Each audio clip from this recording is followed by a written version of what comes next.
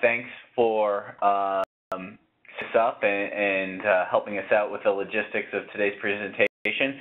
I'll ask the audience to bear with me today. I'm in the process of losing my voice, so if I have to pause for a second to deal with that, I apologize in advance, but hopefully that won't be too much of an issue. With that being said, on behalf of my co-presenters, Ahmad Abu Khalaf and James Madden, and our co-author, Genevieve Hale-Case, I'd like to thank everyone for joining us for the release of the Enterprise Policy Development and Research Team's latest report, Benefit from Publicly Owned Parcels, Effective Practices in Affordable Housing Development.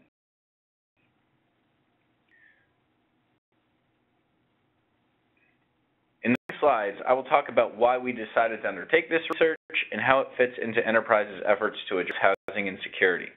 Ahmad will make the case that these parcels represent an opportunity for both the landowning agency and the broader community to benefit from the development, despite some obvious and sometimes hidden challenges that he will illustrate. About some of the leading practices for overcoming those challenges from across the country, and we'll discuss how this research is supporting work on the ground in the Pacific Northwest toward the end of the presentation. And we'll have plenty of time for discussion, questions, and answers at the end of this, at the end of the presentation.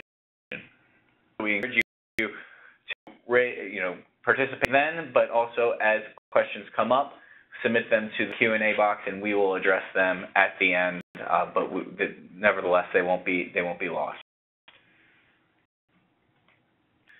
So this research is generously funded by the JPMorgan Chase Foundation and is part of Enterprise's ongoing Expanding the Supply of Affordable Homes program, which provides research and implementation support to improve housing affordability through financial innovations, regulatory optimization, and development and preservation cost effectiveness. Our effort is a set of market-based engagements to supplement local capacity. This effort that I'll describe on public parcels that is centered around the Seattle region, we support an idea competition in the Twin Cities around cost effectiveness and are collaborating on a preservation-focused competition in Atlanta, the winner of which will be announced tomorrow. This research initiative was developed in partnership with several public agencies in the Seattle region that we'd like to acknowledge now, including the City of Seattle, King County Metro Transit, and the Washington State Housing Finance Commission. We reviewed existing literature, agency policies, and individual solicitations both in the region and throughout the country, and conducted focus groups, interviews, and surveys to collect information on the publicly owned parcel development process. And so throughout this effort, we were developing a range of materials and resources that we hope will be broadly applicable. The review of regional and national examples has culminated in this report, Public Benefit from Publicly Owned Parcels, is available on our website today and is national in focus. In the course of this effort, we developed a series of typologies around public parcels to help guide more specific recommendations that better fit the context of those properties. And we are working to provide more targeted support to Seattle area agencies, and includes a case study that will be published next month and potentially some in-person events that we are working to get on the calendar for those of our participants in the Seattle region. We've also developed the Public Parcels for Homes website, which will be the ongoing home for the resources and updates from Enterprise on this subject. I encourage you to check that out. You can sign up for our mailing list on the website. This effort is being in conjunction with a series of related activities being undertaken in our Pacific Northwest office, including an initiative called Home and Hope, which, as I mentioned earlier, James will be discussing towards the end of our presentation. So it's helpful to start by defining what we mean by a publicly owned parcel. And any site that is owned by a governmental or government-chartered entity. Entities can include, but are not limited to, units of state or local government departments, including housing and public works, state agencies, school districts, and public institutions of higher learning. Public parcels are referred by a number of names, public land, surplus land. We chose to go with publicly owned parcels because it eliminated a little bit of the confusion that comes with calling it public land, which often connotes parkland or national parks. Publicly owned parcels can include, but are not limited to, vacant or underutilized parcels, parcels with existing community public facilities but that have redevelopment potential, and land that is being purchased by a public agency for the development of community and or public facilities. These are part of the core infrastructure by which government agencies are able to provide services and meet community needs.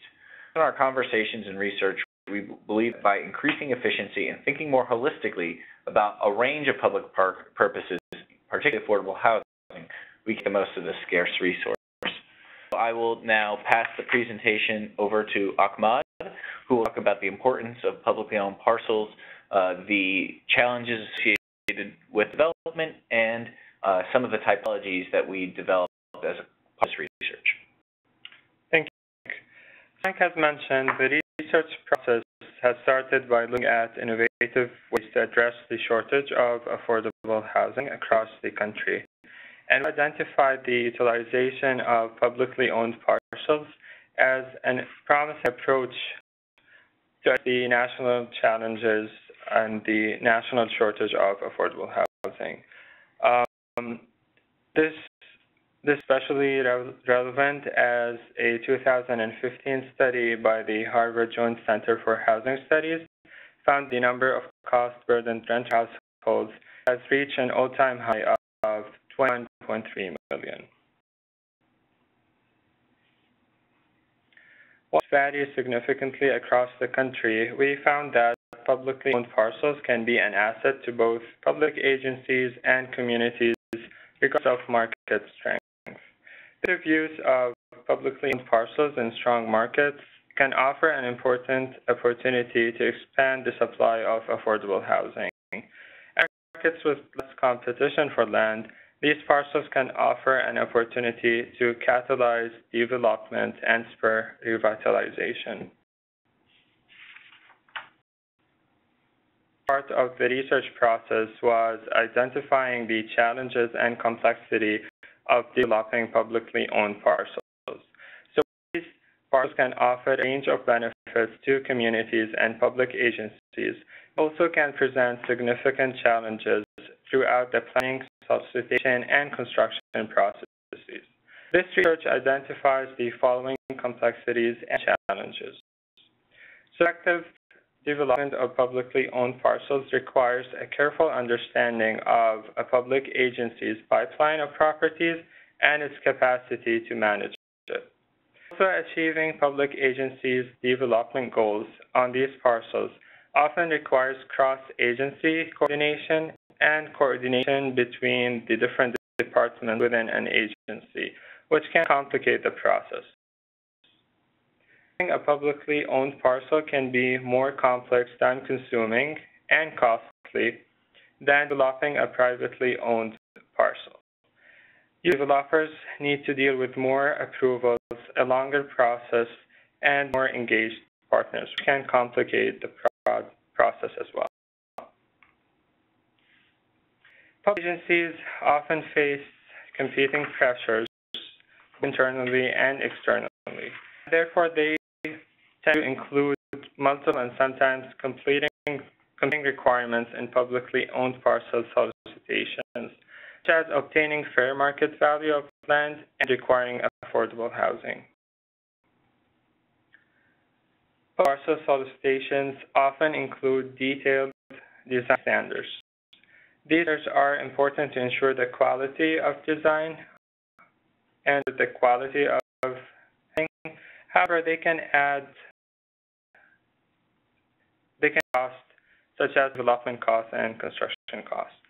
So ensuring that the quality of design and public benefit achieved is very important. Requiring competing goals and detailed design standards can add additional challenges related to time, complexity, and cost.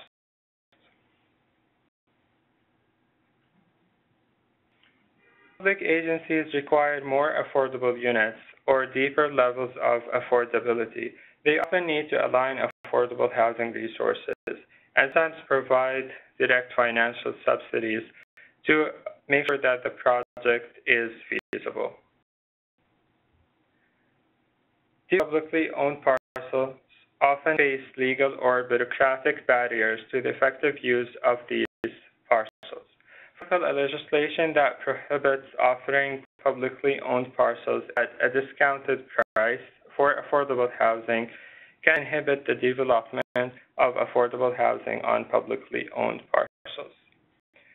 So, publicly owned parcel has its own challenges and its unique characteristics. However, if more of each challenges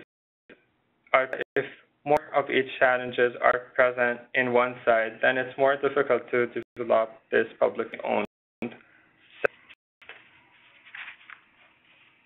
So I mentioned before, a one-size-fits-all approach to publicly owned parcel development is often ineffective. So based on the research process and roundtable discussions and interviews we had with stakeholders, we grouped the recommendations of this report into 4 illustrative typologies in order to provide site-specific recommendations. Typology is the small size typology. So these are usually small parcels. It could be a single-family parcel that was acquired by an agency through a land banking process or a foreclosure process.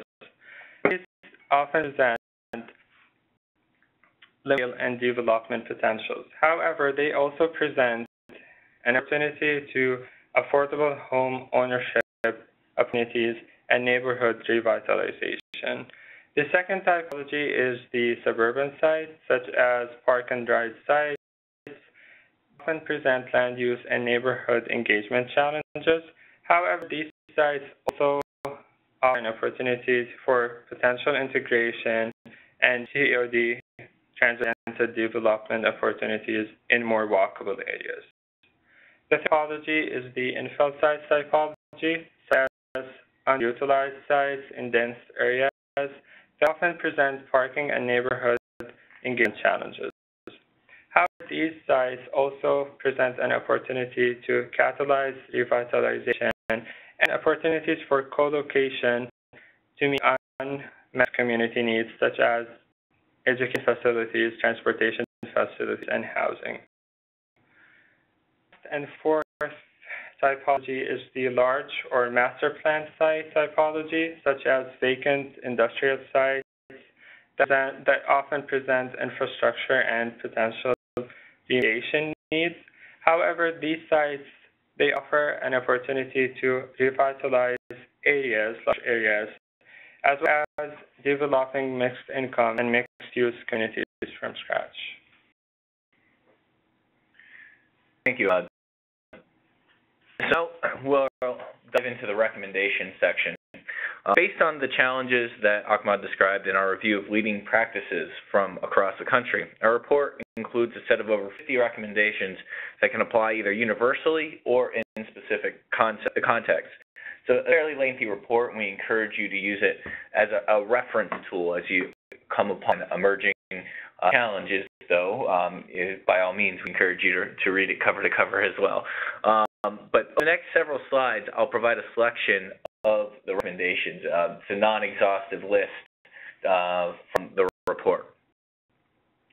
That a common thread throughout our recommendations and throughout our research was the necessity of an effective community engagement process that sought critical feedback on community needs.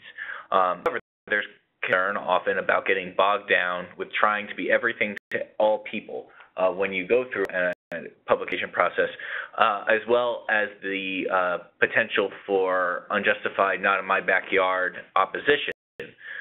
It was outside the scope of this project to conduct research on context-specific community engagement techniques, but I'll refer you to an appendix in the report where we did include some additional resources on the subject. We do dive into both the communications techniques and messaging tools that can be utilized to have the community engagement process be an asset to your publicly owned parcel development rather than a burden. Agency policies, the foundation for successful outcomes at a site-by-site level. Inefficient bureaucratic processes can create both direct and opportunity costs that decrease the scope for community benefits. Agencies should know their land assets or organizational capacities and the needs for the sites that they have under their control or may obtain in the future.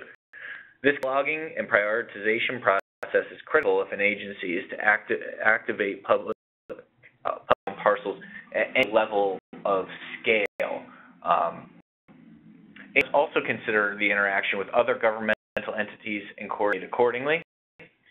Include obtaining zoning changes or permitting, or the vision of resources for affordable housing, community services, and or infrastructure. In the vast majority of cases, authority for all of those preceding elements is not under the same roof, so it does require a lot of cross-sectoral and cross-agency engagement. And then finally, to ensure competition, agencies should ensure that standards for developer participation do not preclude participation by a wide range of stakeholders, particularly nonprofit and smaller scale developers.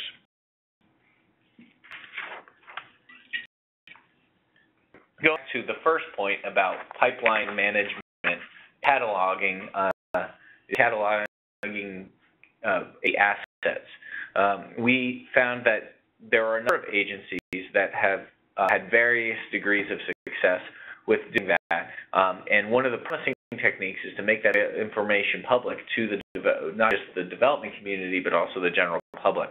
Boston's Department of Neighborhood Development has an online platform that it created with Co-Urbanize, and that catalogs the city-owned land and buildings available for development, as well as where active development projects are in the process. Agencies can also take explicit steps to provide community benefits. The first is knowing what is needed by the community and available resources for meeting those needs. Setting a framework for providing those benefits is also important. For example, setting site-by-site or portfolio-wide affordability targets and the associated site control discounts and or funding resources necessary to meet those targets. In years, transit agencies in particular have been taking the lead in establishing affordability targets as a form of community benefit across their public land portfolios. Transit agencies also, especially if they're expanding their transit network, have some of the best opportunities for publicly parcel development because they will undertaking new transit projects or building around existing legacy projects.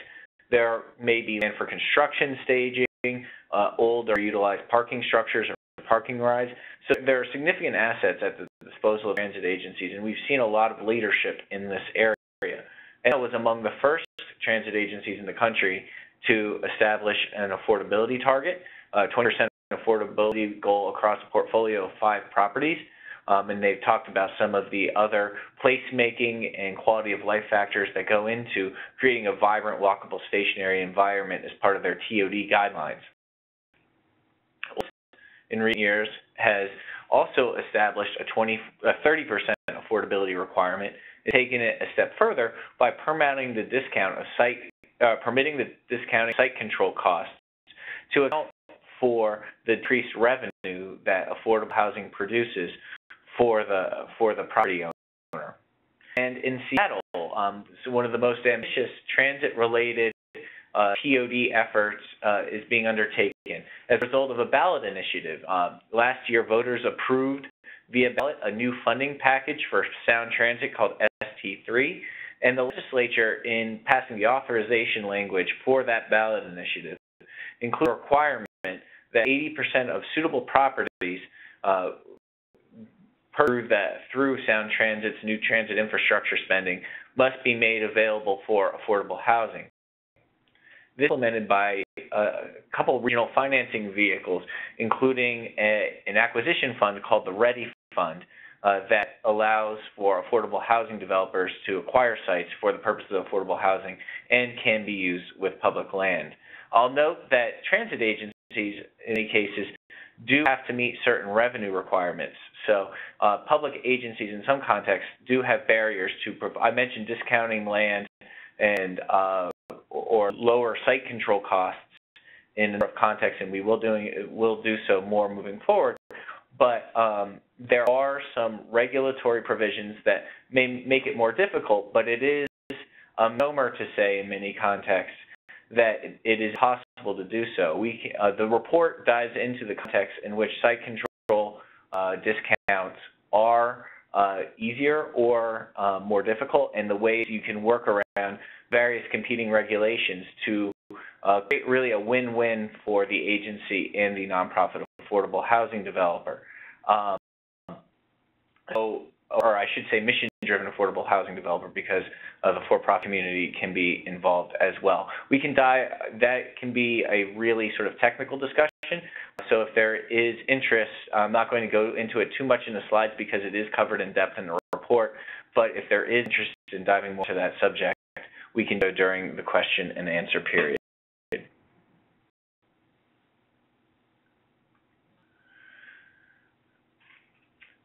As part of this research, moving on from cross-agency policies, as part of this research, we also identified a number of site-specific recommendations that cut across the four typologies that Ahmad identified earlier. Reasonable goals and priorities, particularly among extensive line items such as infrastructure and parking, is critical. As I mentioned before, each site can be all things to all people. In an effort to try and accomplish many goals, you end up doing none of them well to resource constraints and or a lack of focus. A command is also important for minimizing bureaucratic friction. Mentioned earlier that you often have to work across agencies or departments within agency, as Ahmad mentioned, to obtain approvals, permits, resources, etc. So making sure that each decision doesn't need to go through many different channels can be critical to ensuring that the development can proceed in an expeditious manner. Site division is also an important consideration for larger parcels. Economies of scale and strength of a given developer network, it may not be efficient to do so in all cases. However, by providing more manageable sites, you can increase competition as a wider range of developers can take part in the solicitation process. You can also empower smaller and or nonprofit or mission-driven developers. Also potentially have the effect of democratizing the wealth generation associated with real estate development. Real estate development in some of these contexts, particularly in existing high land value, high opportunity areas, can be quite lucrative. In a context of revitalization or say a brownfield redevelopment of a former industrial site, you have a significant appreciation in the property value. Now, in order to make sure that such appreciation is equitable and is not concentrated among a small group of people, you can come up with community benefits agreements, and those are a very effective way. Community benefits agreements, both in the formal sense and agreement requirements for affordable housing and other community uses within the development. These are very strong ways and successful ways that you can ensure that the broader community can benefit. But one way that you can make sure that the benefits of the property value appreciation are shared a little bit or more broadly is to at least consider the viability of a subdivision approach that allows a wider range of actors, potentially nonprofits, community land trusts, and other small or smaller, even for-profit developers, that allows a wider range of people to have access to the wealth creation that comes property value appreciation associated with catalytic real estate development activities. So subdivision, as I mentioned, not appropriate in all contexts, but it is something that should be considered from an equity perspective. For catalytic investments not to be agents of displacement, it's to look at policies such as inclusionary zoning and tenant-based support such as vouchers and other tenant-based or preservation-based techniques such as opportunity to purchase policies that allow the sector apologies, that look at parcels surrounding the public-owned parcel under development and to ensure that there isn't displacement, to make sure that the people that live in the surrounding community can benefit from the prolific investment that's going on. So as I mentioned before I coughed, we could get things like inclusionary zoning, tenant-based rental support, as well as other policies such as tenant opportunity to purchase laws and or shared equity arrangements and land trusts. So tying back to the first of the bullets on the previous slide, I want to provide an example of illustrating trade-offs from the Boston metropolitan region. The city of Boston was undergoing a redevelopment of its parking garage, at Winthrop Square. An article from the Boston Globe does a good job of illustrating the various trade-offs. And again, when you're trying to bring a range of benefits to the community, but trying to do it in an efficient manner where you're not being all things to all people. The title of the article, I think, is illustrating the trade-offs pretty well. Affordable housing, cool architecture, or something else, Boston has to choose. And the article went through the various proposals that were submitted. And it talked about the trade-offs that were the one that had the best, most architectural design. It can be a matter of taste, but the one that had the most intricate design did not have as much affordability and didn't provide as much revenue to the city. There was one proposal that provided the maximum amount of revenue but didn't provide as much affordable housing. And so off, you can see the way that there are different trade-offs associated by reading that article. The link and the trade-offs are listed in the full report. One of the things that I felt was important to highlight in this slide, though, is the importance to structure your solicitation so that these trade-offs are transparent, so that you're making an informed decision about which are the most important priorities to you, and that is clear to both the people making the decision within the agency, as well as the general public and the development community about what the priorities are. The developer that was eventually selected on Millennium Partners decided to provide a substantial amount of revenue to the city in exchange, and they also, in exchange for the development rights, are providing a significant amount of off-site affordable housing in partnership with the Community Development Corporation. And interesting, because everything is a trade-off, they tied site control payment to development potential, so that if their ability to develop was the number of units they were able to develop or retail square footage was reduced by the city going through the permitting process, reduced their payment to the city. So that was an interesting structure that the city accepted that allowed for, created some incentives to have a more straightforward approval process, and created consequences on both sides for the agency and for the developer if things did not move forward as originally planned. So I'm going to dive into some of the site-specific recommendations by typologies now, but it's important to note that these are not, and you can probably tell from the chart that Ahmad spoke about earlier, that there's no real clear and bright lines between the different typologies, and there's often a lot of overlap between them. So you could have an infill, or you could have a large master plan site that is also in a suburban area. So some of the extra characteristics that would be involved in both would apply. So I urge you to consider these typologies as illustrative, not as a clear defined framework, and that you have to look at the context of each specific site. I'll start with small sites.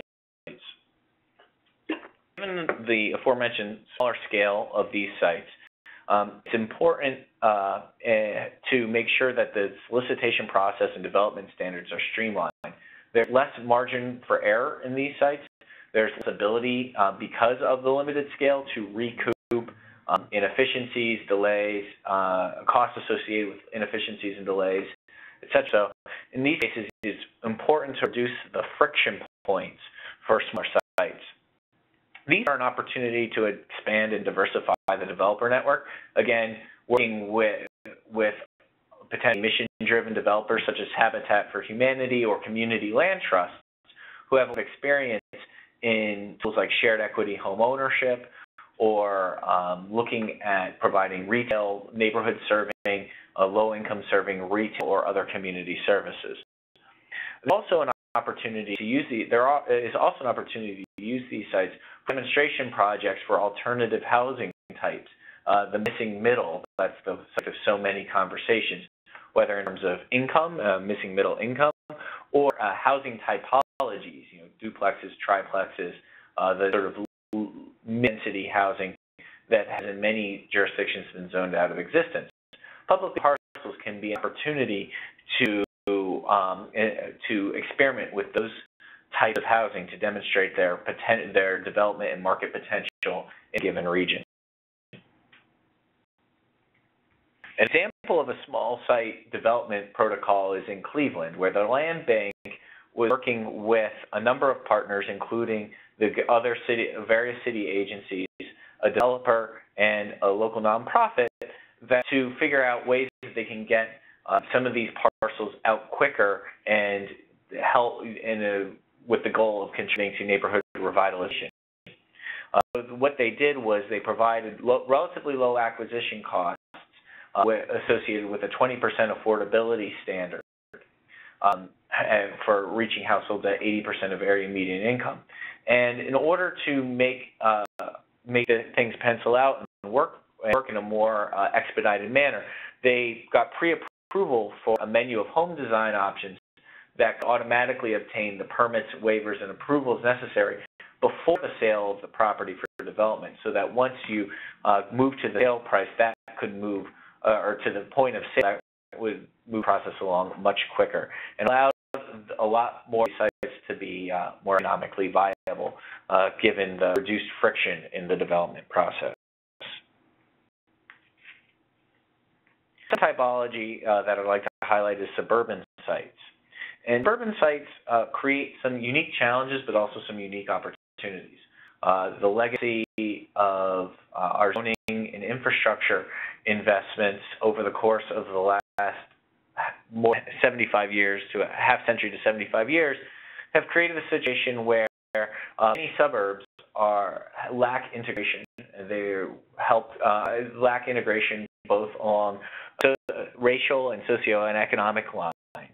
And use of publicly owned parcels can be an opportunity to, for example, provide affordable rental housing options in an area that previously was only open to higher income homeowners.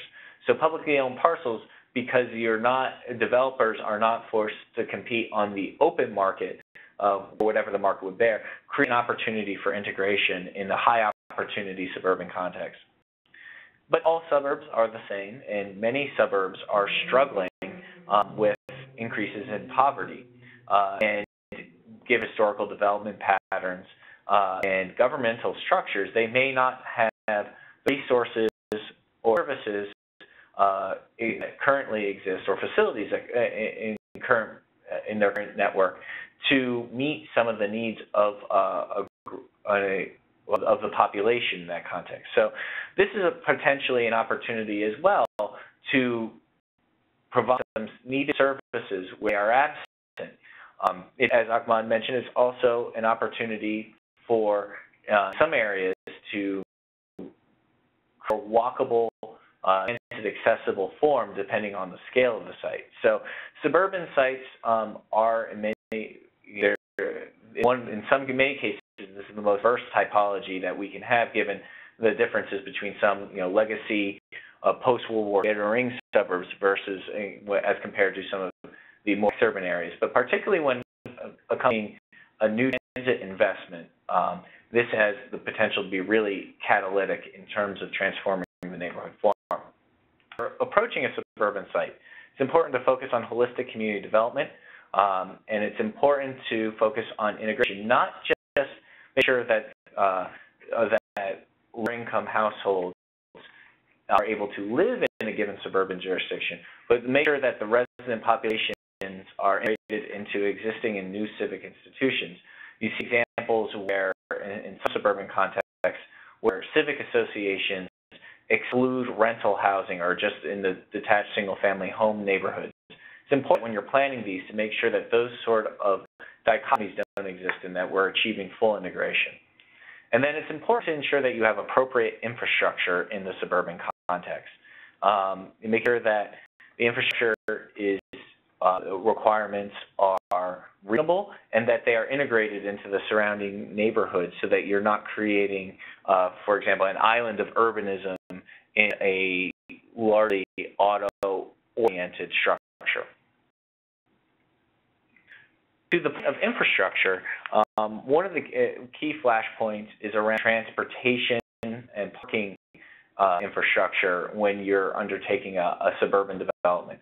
And one of the ways, parking structure can be particularly costly, and surface parking lot can decrease walkability and the pedestrian experience. So one of the ways that you can get around some of those challenges is through transportation demand management, which utilizes a range of techniques such as subsidized transit passes, car bike share arrangements, and facilitating first and last mile connections to reduce the amount of road and parking infrastructure requirements. We've seen in some contexts that these measures can be more cost effective and can save money over the long run, even though they require some upfront expenditures. When you're comparing that to constructing the construction costs associated with parking facilities. Examples from throughout the country of transit agencies experimenting with transportation demand management. The MARTA example in Atlantic Station combined street parking, shared parking, shuttles, and a range of other tools to dramatically reduce the amount of parking that they needed to provide. And in Denver, the Boulder Village Garage used a technique that included, again, reduced parking, shared spaces. You'll hear in TM circles, shared spaces is brought up a lot. Unbundling the cost of parking from residential units so that people have the opportunity to go carless if they want, and make sure spaces are managed and paid for, which can enable people to use other modes of transportation if parking and driving is not free or subsidized indirectly. Typology is infill sites. In this context, it's important to focus on gaps in community needs. In many contexts for infill, these are more mature communities that have been largely built out, and there may not be very much land left over to fill a range of community needs. So in this case, maximizing site potential is particularly important. Two examples from the area where I live, Northern Virginia. In Arlington County did a public land development where they partnered with a nonprofit affordable housing developer, the Arlington Partnership for Affordable Housing, to build a community center adjacent to 122 units of affordable housing, shared the parking infrastructure to reduce the total amount of parking that needed to be constructed. Just south of Arlington is Alexandria, where they were able to build a new fire station along with 64 units of affordable housing, retail space, and other public space. So in infill locations, in many cases, it's about maximizing the use of scarce land asset. It is the opposite of what you face with the large master plan sites, which is the final typology that we'll be discussing today. These are largely, there can be some significant overlap with the suburban sites, but in many cases these are brownfields, the former industrial uses that may be obsolete or vacant. There may be significant remediation concerns associated with large master plan sites. So these can be particularly complex given those needs, which also include potential complete rebuilding of infrastructure and scale. However, they provide a pretty big opportunity in many, especially in high demand markets, to create mixed use, mixed income development from the outset. So it's important to focus on equity considerations from the very beginning and to focus on a range of flexible mechanisms for meeting affordability requirements. You want to make sure that with a large scale site that you're not getting just a token amount of affordability or one affordable building that's largely segregated off from the rest of the community. The other piece that you want to focus on is ensuring integration of the site to the surrounding community, so that, again, that you're not creating islands unto themselves that disconnect and can actually harm or inhibit the surrounding community. As I mentioned earlier about the democratization of the development process, you want to consider subdividing site. This can also serve a practical concern if you don't have enough developers in the region that can undertake such a large development process. So the example that I wanted to highlight is from Austin, Texas, and that is the redevelopment of the abandoned Mueller Airfield. That is a very large-scale, 700-plus acre development that is planning to create over 6,000 or nearly 6,000 residential units and a variety of retail, office, and commercial uses. A quarter of the units, and apologies, there's a typo in the slide. It should be a quarter of the 6,000 planned units are planned to be affordable. And in order to ensure that there's a range of affordability, they created the Mueller Affordable Homes Program that focuses on both rental and ownership. They have both dispersed units throughout and some 100% affordable buildings that focus on deeper levels of subsidy. The capital for those more deeply affordable units is a portion of it is coming from the Austin Housing Finance Corporation. And then they also are undertaking a shared equity home ownership model, which allows for other types of affordable housing at different income and price points. So the point is, when you have that level of scale, it can exhaust your traditional resources for affordable housing very quickly. So it's important to be creative and find a range of tools so that you can accomplish goals related to equity and affordability. So Enterprise leverages its research capacity and in-market practitioner experience to support innovative practice on the ground. And so I will pass the microphone over to James Madden, who is in our Pacific Northwest office, who is doing some of that work on the ground that can talk about how this research is helping inform some of their work to support publicly owned parcel development in the Pacific Northwest. And thanks to the whole research team for taking on a topic that's relevant across the country, but is so site-specific in each case and giving such a broad range of proposals. I really do encourage everyone to check out the tool. In its written form, you'll find some stuff that's useful for you. In talking about some of what we're doing here in the Seattle region, our office in the Pacific Northwest is focused on a project we're calling Home and Hope. Obviously for homes, and hope for education and social mobility, because we believe housing is a platform for family and individuals to achieve everything else they want in life. The goal of the project is to facilitate development of housing and educational uses, especially early learning centers, on underutilized property near transit that's owned by public agencies as well as nonprofits. And we are aligning resources in a number of ways, financial and research assistance, to try to suss out this goal.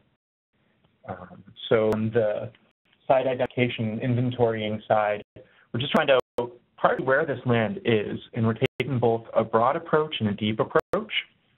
The broad approach, in conjunction with the King County Assessor and some local partners, with geospatial data analysis to identify which sites across King County, which is the county Seattle sits in, have suitable characteristics for housing or for early learning centers that are currently owned by public agencies and nonprofits. And after we create this, we aim to get a usable tool for stakeholders, public agency partners, elected officials, and nonprofits to be able to identify sites in their neighborhoods and places they care about that they will carry forward.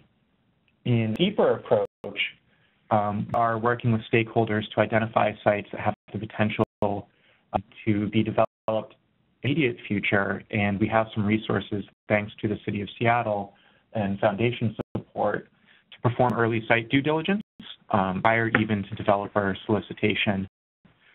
Instead of nonprofits each having to spend money on, say, a phase one environmental or a survey or geotech, instead we can enable the nonprofit or public owner of the land to do that early site due diligence first, and give better information to the bidders and hopefully move these parcels forward faster. We're all working to facilitate partnerships in a number of ways. If it wasn't clear enough from Mike's presentation, development of these parcels is complex, not least because there are so many interests and so many ways that land which we collectively own as the public is for public benefit. Enterprise has been working with local agencies, local nonprofit developers to figure out we can achieve everyone's goals on tools.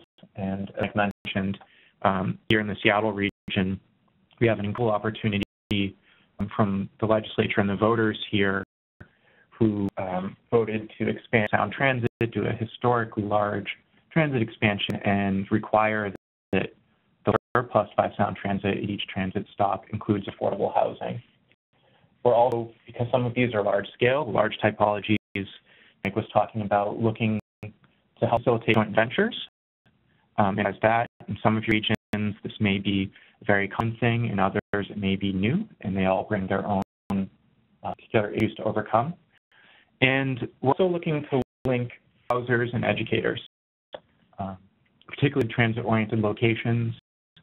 Affording often needs to provide ground floor residential space to the community. It's difficult for a number of reasons, starting with financing regulations and going on to mission and network.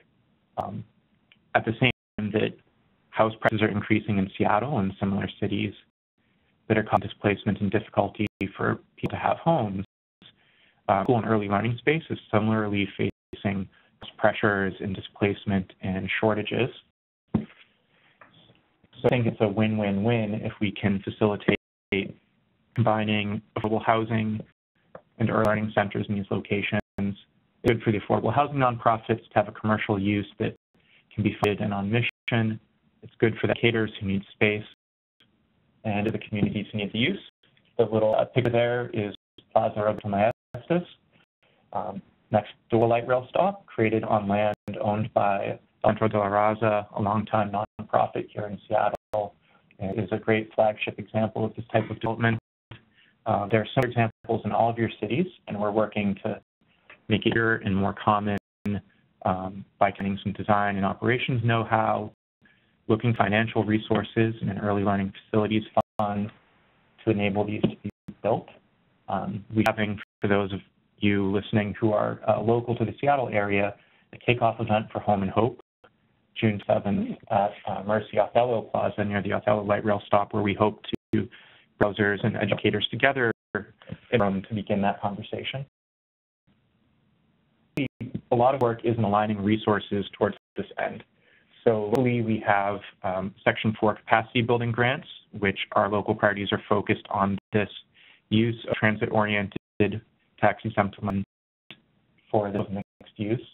We have the one that Mike mentioned earlier, which is for acquisition on private or public parcels near transit, and are working with local funders to make sure that resources are coordinated and resources can be directed towards these great sites that provide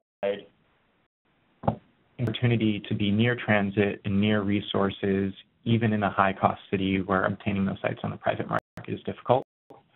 So that's kicking off the Home and Hope work, and I'd offline to chat with anyone about how we can make those resources available to you or how you can participate.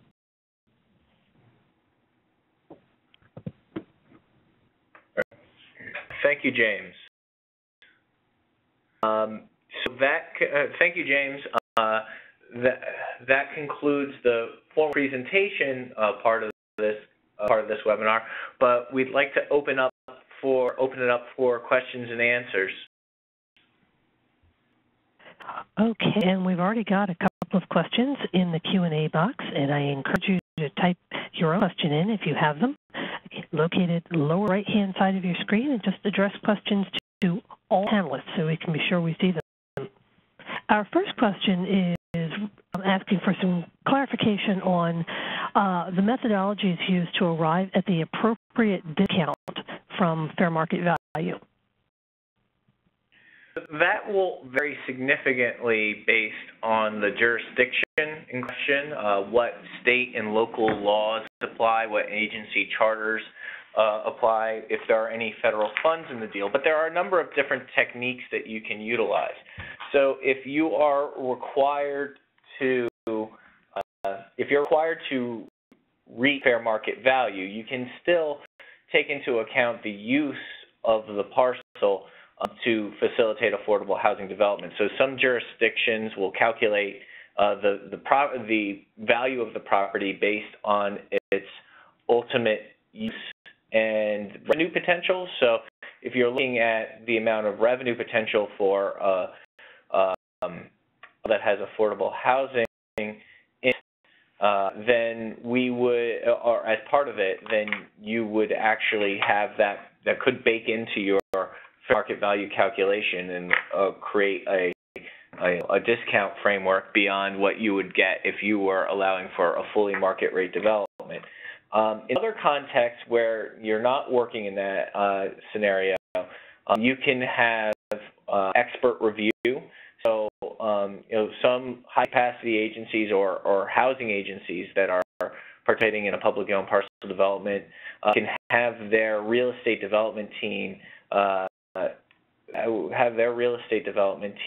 review the pro formas for the development to determine the appropriate level of discount, and making sure that they're discounting to the amount that makes, only the amount that makes the affordability possible. That is, an approach that can be used to balance if you do, as an agency, want to achieve some upfront revenue potential. But we've seen examples where there is a complete, if you're trying to achieve significantly deeper levels of affordability and community services, where the parcel or a significant parcel is sold for $1 or is free, functionally free, so that you can achieve, for example, affordable housing aimed at serving formerly homeless individuals and families. So it all depends on the context. Thank you. Our next question is, we have public lots donated to our not-for-profit and are planning a 54-unit senior housing development. We want to understand if there's available resources to create social impact bonds. So social impact bonds, generally, that is not something that we looked into over the course of our research. We know that they have been utilized, and Enterprise does have some expertise in working in the area of social impact bonds, but James, unless you chime in, I don't think anyone on this call can really speak to the issue of social impact bonds. So if my email address is on the screen right now, if you would like to email me, I can connect you with the people at Enterprise that know more about that financial instrument. I'm not aware of any specific social impact bonds that have been specifically used for public parcel development in the past, but doesn't mean there's no reason why that couldn't be used for purpose, as I'm aware. Okay, our next question is, have you any examples of successful coordination with school districts to develop surplus land for affordable housing? There are some examples of the school districts themselves that have decided that they are looking to fill a gap. In cases, it's not a deeply affordable housing product, but more of a middle-income housing product aimed towards teachers and other school district employees. I know that's something that's been explored, and there have been some developments in the Bay Area that have undertaken that, and it's something that's being explored in the Denver region as well. So this is on the radar of some school districts. I don't think unique. So the thing that would be unique about publicly owned parcel development for a school district wouldn't necessarily be on sort of the bureaucratic process around development necessarily, although they have some potential challenges given that there wouldn't be necessarily be anyone on staff that is familiar with real estate rather than facility development. But that can describe a lot of agencies. I think what the unique thing about school publicly parcel development for school districts would be the income targeting. Are you trying to reach a specific cohort of your workforce, or is this are you going to reach some of your students as well? I know there could be some concern and focus among school districts, hypothetically, to focus on homeless housing to address the challenges associated with students that have housing instability in that context. So the nuance with the school district would particularly be around the income targeting and how you assemble sort of the right housing product and financial resources to meet the income targeting that you're going for. Thank you. Just a reminder to all of our attendees that this session has been recorded, and within the next 48 hours you'll be getting an email with a link to the recording, a copy of the slides, and we'll also be including a link to the report. And not seeing any other questions, and we only got a couple minutes left. Mike, do you have any wrap-up words for us? I think I did see. So looking at my questions, never mind, they're all that have been read. I thought the questions that came specifically to me.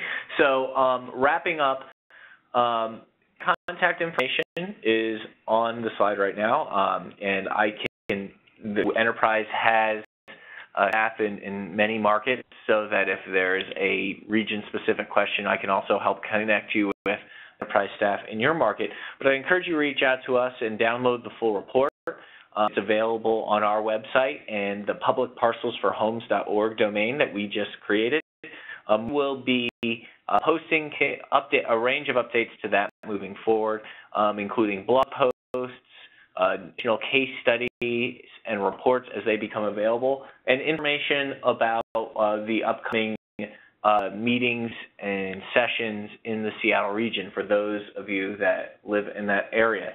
So we encourage you to stay in touch. Do not hesitate to reach out to us with any additional questions, and we hope you'll find this useful. I'd like to just, again, thank our research team, Jen Hale Case, M.A. Leonard, and James Madden in the Pacific Northwest office, and Ahmad Abu Khalaf on the policy development research team, and once again acknowledge our JPMorgan Chase Foundation. And I want to thank everyone for participating in today's call. Great. Thank you, Mike. And thank you to all of our attendees today. We're delighted to have had you with us, and we hope to see you online again soon at another Enterprise Live Online event. This concludes today's session. Goodbye.